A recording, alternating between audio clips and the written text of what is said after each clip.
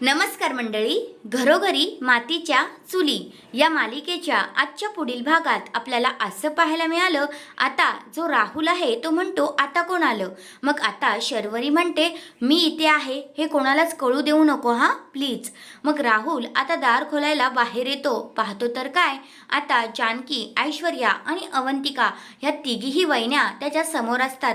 मग तो म्हणतो जानकी वहिनी तुम्ही इथे. आणि मग आता त्या तिघीही जणी आतमध्ये शिरतात आणि मग बोलतात की हो, आम्हाला तुझ्याशी काहीतरी बोलायचंय. पण आपल्या हुशार ऐश्वर्याने त्या शर्वरीची ओढणी उशीच्या मागे पाहिलेली असते. दुसऱ्या बाजूला आता जानकीला कळलंय की नाही माहीत नाही, पण ऐश्वर्याला समजलेलं असतं. आता इकडे जी आपली शरू आहे ती राहुलला म्हणत असते, राहुल मी का लपले माहिती आहे का तुला?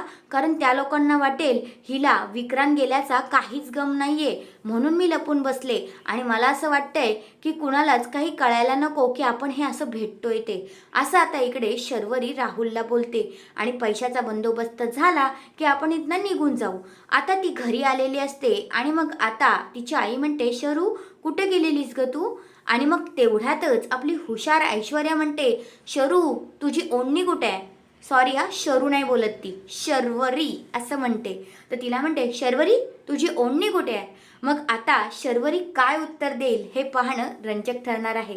पण ऐश्वर्याने मात्र राहुलच्या घरात तिची ओढणी पाहिलेली असते. तर हा आहे आजचा पुढील भाग. तुम्हाला कसा वाटला ते कमेंट करून नक्कीच सांगा. धन्यवाद.